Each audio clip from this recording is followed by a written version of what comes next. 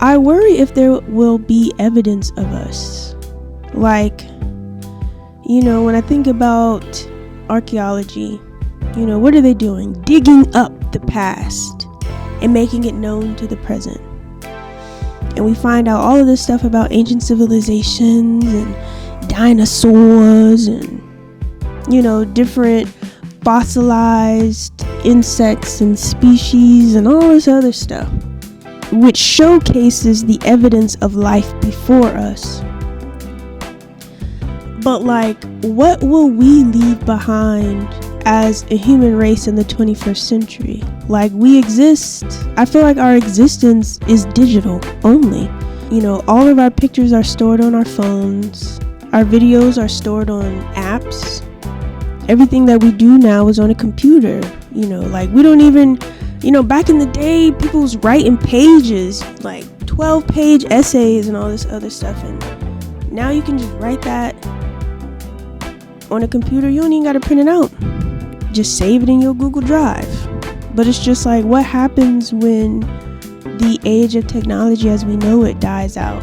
Where is the evidence of the human existence going to be?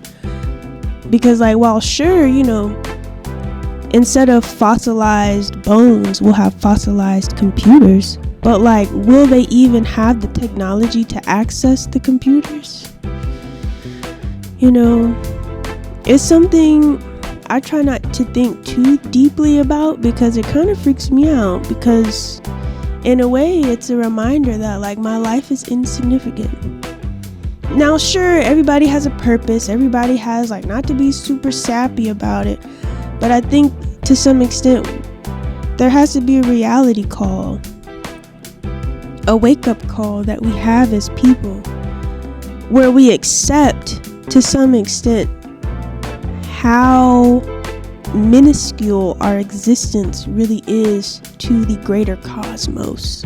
And it saddens me that there probably won't be any evidence of me or us or anything like that. Think about the thousands of people, the millions of people that lived before us that we don't know about, but we still have the evidence of this. We won't even have the evidence for the future generations or the future humans. For them, it'll be abundantly clear that we were technologically advanced, but being able to access that technology, but how advanced are we really? Because I think about the Egyptians and the science and stuff that they was doing, or the Romans. And even though this is an ancient civilization, they had sewer systems. Granted, people was pooping in holes, but the holes led to somewhere. You know what I mean? It wasn't just poop in the streets the way the Anglo-Saxons was moving, and that's why the world had the Black Plague. Dirty. I don't know. It's interesting to think about there being evidence of humans in the future, and what this evidence will look like, and what will it tell about us. Who's telling our story? I don't know. Kind of freaks me out.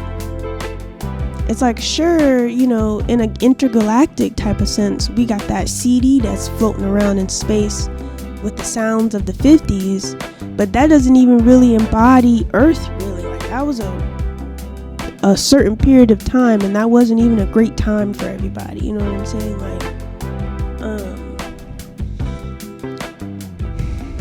I don't know. It's the only thing that keeps me from spiraling too deeply into this significance of my human life is the fact that I serve a higher power, God. And when I say God, I'm talking about Elohim. I'm talking about Yahweh, okay? Not whoever somebody else is talking about. Shout out to serving a higher power. But then you read a book like Job, and it kind of just reinstates our insignificance as humans.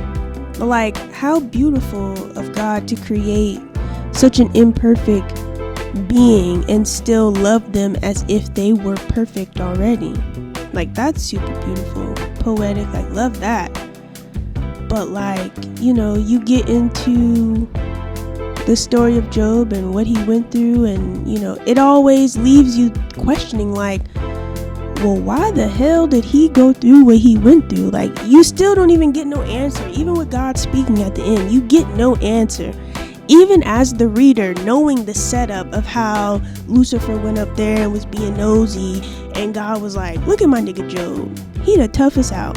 And basically God boasting about this person, making the enemy jealous. And that's like, you get the reasoning for the trial, the tribulation, and the suffering and the struggling, but you don't get an answer to it. And it's just kind of like, and you have no choice but to accept the non-answer, because you are but a speck of dust on this revolving planet that's literally shooting through the cosmos at thousands of miles a minute. And I don't know, you think about that, or I think about it like that, and I can't help but to feel small. Even though this world tries to make everybody seem so large, social media inflates people's egos. So much so to a point that when it bursts, they feel like they need to die. That's not funny, but it's just like, it's the truth. Earth has a good way of making you feel big, and then you get into serving a higher power, and specifically the story of Job, and you just shrink down to the size of an ant. And then it's just like, well, will there be any evidence of all this stuff that I'm doing? Like, because at the end of the day, the God, he don't care about none of that. He don't care about, oh, you turned up at the job. Oh, you dedicated all of this time to some mission, some charity. Like, he don't care how philanthropic or how much of a humanitarian you are, or, like, what type of business moves you made. Like, he really don't care about none of that. It's the heart. So it's just like, I don't know. The more I kind of unpack this idea, the more I start understanding Ecclesiastes, because Ecclesiastes is a mind trip of a book to read, because you go through the first part of the Old Testament, you get through Exodus, you get through all of this stuff, you get through the laws, you get through all of this, and then Ecclesiastes is just some random book. Well, it feels like some random book, because of the temperament that it takes, where it's literally just like, one day you're here, one day you're not. Drink a little or don't drink. Turn up or don't turn up. Either way, you're gonna die. That's the only constant, permanent thing in this life, is death. And what you do in between time, I don't want to say it doesn't matter, but does it? In the grand scheme of things, if God's always after the heart, if the battlefield is not on the physical plane but in the heart and the mind, if the battlefield is between flesh and blood, then like what I do here in the material, it's brownie points. It's, God will be like, okay, cool, but like, where was your heart at when you even did that? Was you doing it out of the kindness of your heart, or was you doing it to perform for a bunch of irrelevant people? Which kind of swoops us to the whole Cain and Abel story of, where was Cain's heart at in his offering unto God? Was it performative or was it pure? And you get down to it, I think, in Hebrews, and it's performative. It's always been a matter of faith when it comes to the Lord. And I know it might be like self-absorbed and obnoxious to say, but it's just like, well, what about be though? Is there going to be evidence? Because if not, then what am I doing this for? Like, what am I working so hard for? Why am I trying to climb the social ladder, the corporate ladder? Like, why as humans do we do anything if it's not a matter of what you do, but a matter of your heart posture? I don't know. These are questions that float around in my brain constantly. But I worry, the biggest thing that I worry or concern myself with is just like, dang, my existence is digital. There is no brick and mortar anymore. It's all online. But what happens when online crashes? Will there be evidence of the human existence in the 21st century? I hope so. But with the way they got this AI stuff going, who knows? And I feel like that should scare us. That should freak us out a little bit. I think we're getting too comfortable with AI. I think we're getting